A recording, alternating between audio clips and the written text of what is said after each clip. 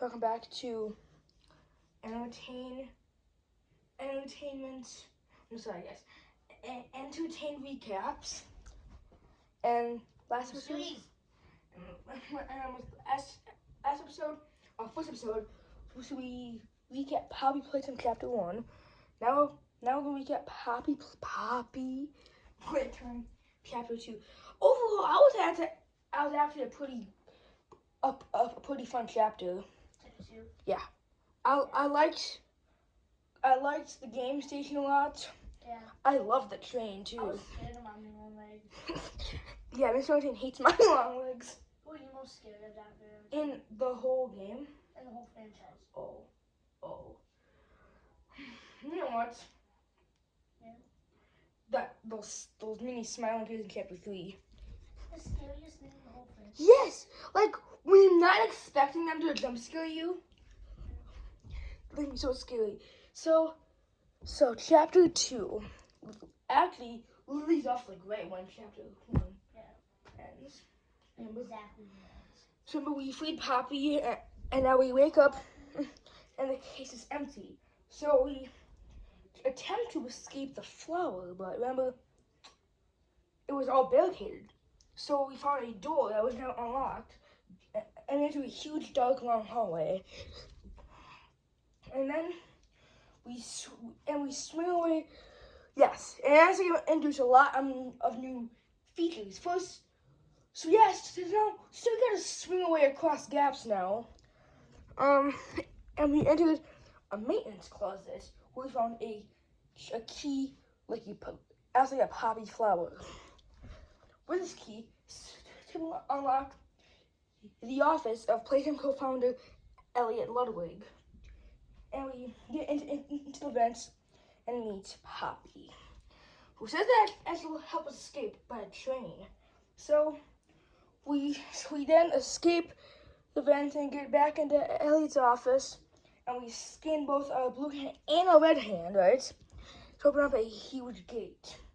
We swim across a massive gap, reaching a door, the executive access hall of Elliot Ludwig. It's here that Poppy mistakenly is standing by a huge black hole. Well, not an actual black hole, but like a huge, deep, dark hole. And as she's about to tell something to trust her, a Mommy Longlegs reaches up and grabs her and pulls her right down. Our only way to move is to jump down. So we go after them, and now we're actually kind of under the factory, okay? After going outside, now we're with a grab pack, so we power up the game station door, and we enter it. But just when we're about to scan the red hand to get into the game station, Mommy Longlegs' hand emerges from the ceiling, grabs it, and rips it right off. Then she says that the only way for her to get Poppy back and to give us the train code is by playing her 3 games, and if we don't obey her, she'll tear us apart and eat our insides while we're still alive. That was not appropriate. Yeah. So we enter the game station, and we first go down to a musical memory. But first we make a pit stop in the Playtime molding room. We make a new grab pack hand, the green hand, with this hand. So it gives us the power. It's actually the first power hand, and actually seriously goes to get it power. Just kidding. Okay. So with the green hand, if you shoot it at any power circuits, it can actually conduct electricity and shoot it at green hand receivers, and it actually opens up and powers up other systems. It's actually a really cool hand. So we get to a musical memory, and we beat it. After almost not. Yeah. Mommy Longlegs reluctantly agrees to give us 1/3 of the train code. After escaping the musical memory, we make our way back to the main game station. We pull the second lever and walk down into Whack-A-Wookie. and we have to hit all kinds of mini huggies back into the pipes they come from, and we beat that game. And Mommy Longlegs then gives us the second part of the train code. And now after escaping Wacky Wacky, we meet Kissy Missy. Experiment 1172. I actually thought at first that she was gonna eat us alive.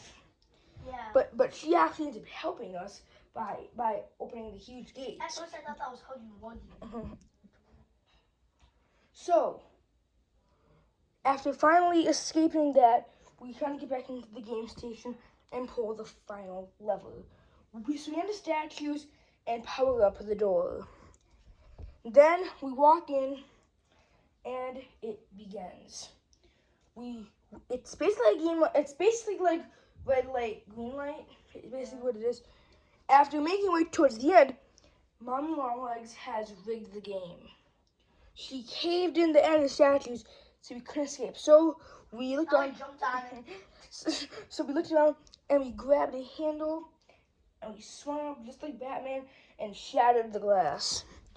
Now, And then we did a baby dance with the music in the background. I went dun dun dun dun dun dun. then after navigating other parts of the factory with Mommy Longlegs trying to get back the statues, even threatening us that she'll find us if we don't come back.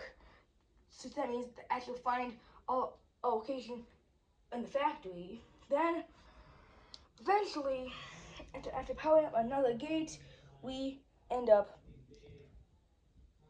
falling down below the factory.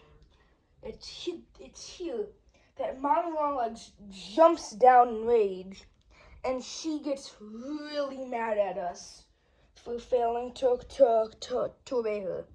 And she, I get so mad, with one hand, she breaks the pipe apart. Then she said, and she declares one final game, hide and seek. I know, she's completely deranged. Like she's covered in dirt. Her hands are huge.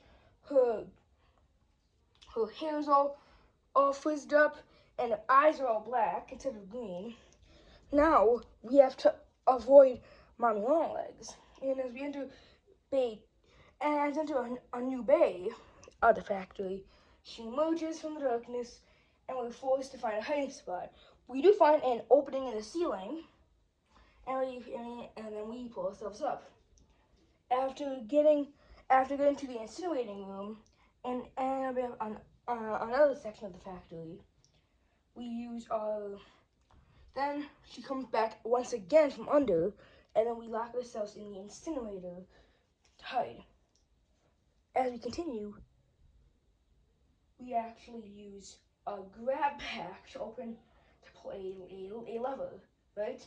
Yeah. That's activate emergency protocol. Just as we do this, Mommy Longlegs emerges from the darkness as the gear activates. This was probably one of the scariest chases in the whole game, as she is chasing after you, such as the cave and it's just intense. We finally get to the emergency exit and we open it. It gets strangely quiet then. We then scan our blue hand to access another part of the factory when we hear it again.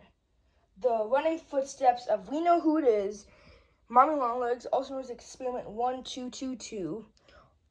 And we hear that chase music playing. I thought that we were screwed. Yeah.